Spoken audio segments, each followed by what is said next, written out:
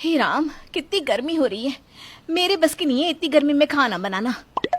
काव्या के घर में टोटल 6 लोग थे। काव्या, उसका पति अशोक, ससुर विनोद, सास कुसुम, ननद चालू और देवर ऋतिक। पर फिर भी काव्या 6 लोगों का खाना अकेले बनाने को तैयार नहीं थी, क्योंकि उससे गर्मी बर्दाश्त नहीं हो पा रही थी। हाय गर्मी, माँ जी मुझसे खाना नहीं बन पाएगा। क्या बहू, तुझसे खाना क्यों नहीं बन पाएगा? इतने दिनों से तो तू खाना बनाती आ रही है। हाँ माँ जी, क्योंकि पहले इतनी गर्मी नहीं थी ना। आप देख रही हो, धूप सर पर खड़ी रहती है। किचन में जाकर देखो कितनी गर्मी है। अगर आपको खाना है तो खुद जाकर बना लो, या फिर रसोई में मेरे लिए एसी लगवा दो। क्या रसोई में एसी? अरे बहू, रसोई में एसी कौन लगाता है? माँ जी, अब पहले वाला समय नहीं रहा। गर्मी देख रही हो कितनी बढ़ती जा रही है। अब हर घर के अंदर रसोई में भी एसी लगाई जाती है। मेरे बस की तो नहीं होगा ऐसे खाना बनाना। जब एसी लग जाए तो मुझे बता देना। जब तक एसी नहीं लग जाती तब तक मैं रसोई में पैर नहीं रखने वाली। काव्या अपनी फरमाइश रखकर चली जाती है। अपनी बहू की ये बात सुनकर कुसुम थोड़ी देर सोच में पड़ जाती है और इस बारे में अपने पति से बात करती है। सुनिए जी, मेरी उम्र हो गई है और शालू तो कॉलेज चली जाती है, और बहू है जो रसोई में खाना बनाना नहीं चाहती क्योंकि उसे गर्मी ज्यादा लग रही है।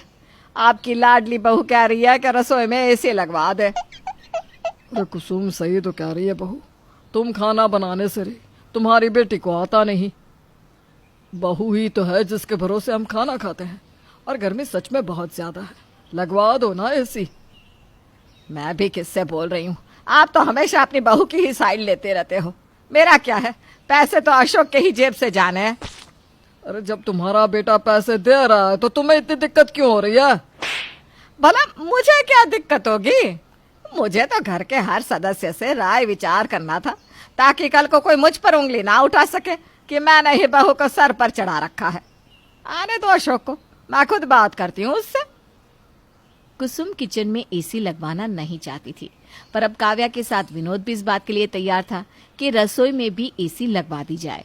अब ना चाहते हुए भी कुसुम अशोक से इस बारे में बात करती है। बेटा, तेरी बीवी ने ना डिमांड रखी है।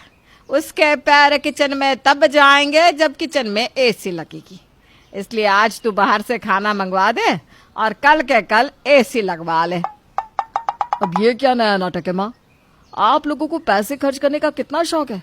भला रसोई में एसी कौन लगवाता है? क्या सिर्फ अकेली काव्या है जो इतनी गर्मी में रसोई में काम कर रही है? यह तो तू अपनी बीवी से ही पूछा कर बेटा। मैंने तेरे पिताजी से बात करी तो उन्होंने भी यही कहा कि मैं तुझसे कह दूं कि कल के कल ही एसी लगवा दे बहू के लिए रसोई में। बाकी तू और बहू आपस में बात कर ले। इतना बोलकर कुसुम वहां से चली जाती है, ये सोचकर कि शायद अशोक किचन में एसी ना लगवाए। पर अशोक की इतनी मजाल कहाँ कि वो अपनी बीवी के सामने अपनी मन की कुछ कर सके। अब जैसे अशोक काव्या से बात करने जाता है, काव्या पहले ही उसे अपना फैसला सुना देती है। देखिए अशोक जी, अगर आप यहाँ माँ जी की तरह ये कहने आए हैं कि रसोई में एसी नहीं लगेगा, तो मैं पहले ही बता दे रही हूँ, मुझसे किसी भी तरह की कोई उम्मीद मत रखना।